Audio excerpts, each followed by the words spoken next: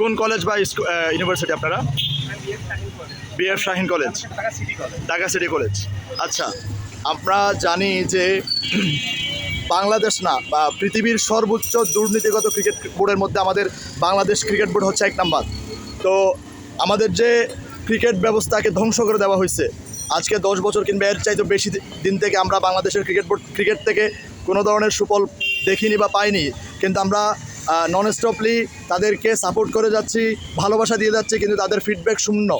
এবং ক্রিকেট বোর্ডের যারা পরিচালকবৃন্দ ছিলেন বা আছে তারা সম্পূর্ণ দেশটাকে লুটেপুটে এবং দুর্নীতিগ্রস্ত করে খেয়েছে।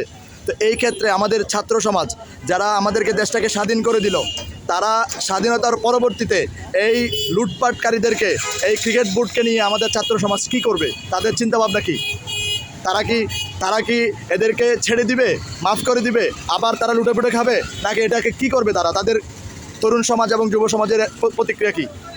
প্রথমে বলবো যে ছেড়ে দেওয়ার কোনো সুযোগ নেই। এত বড় একটা প্রখর শক্তিকে যখন ছাত্র সমাজ দমন করতে পেরেছে, তাদের জায়গা থেকে সরাতে পেরেছে, সেখানে বিসিবি কিছুই না। তো আমরা বিভিন্ন সময় দেখছি যে বিসিবি এই করছে ওই করছে, কিন্তু মানে সব সহ্য করে গেছি, যেমন আমাদের সরকার উপরে আছে সব সহ্য করে গেছি, বাট সহ্যের সীমা পার হওয়ার পরে আমরা সেটার বিরুদ্ধে নেমেছি।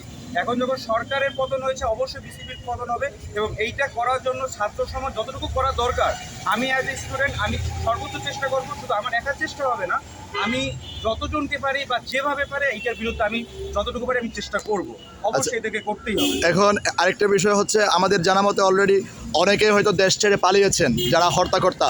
তো দেশ ছেড়ে পালিয়ে যারা গেছেন বা দেশেও যারা আছেন, তারা দেশ ছেড়ে পালিয়েই থাকবে, নাকি তাদেরকে আইনের আওতায় আনার কোনো ব্যবস্থা হবে? আপনার কি মনে করেন?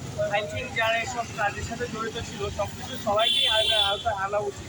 যারা বিদেশে পালিয়ে গিয়েছেন বা যারা দেশে আছেন সকলকে উচিত। এক্ষেত্রে যখন তত্ত্বাবধায়ক সরকার আসবেন বা নতুন কেউ ক্ষমতা আসবেন, তখন যারা বিদেশে গিয়েছেন, যে সকল দেশে আছেন, তাদের বিরুদ্ধে সেই দেশের আইন অনুযায়ী, সে দেশের অ্যাম্বাসিডার অনুযায়ী তাদের বিষয়ে ব্যবস্থা নেওয়া হবে। কারণ এসব দুর্নীতিমূলক কাজ তো এখানে সম্ভব নয়। তার মানে আপনারা বলতে চাচ্ছেন অন্তর্বর্তীকালীন সরকার আসলে আপনাদের ছাত্র জনতার পক্ষ থেকে আবার দাবি আকারে ওনাদেরকে প্রস্তাব করবেন এই সমস্ত যে সকল দুর্নীতি এগুলোর বিরুদ্ধে, এবং এদেরকে যেন দেশে এনে আপনারা শাস্তির আওতায় আনতে পারেন। Thank you so much.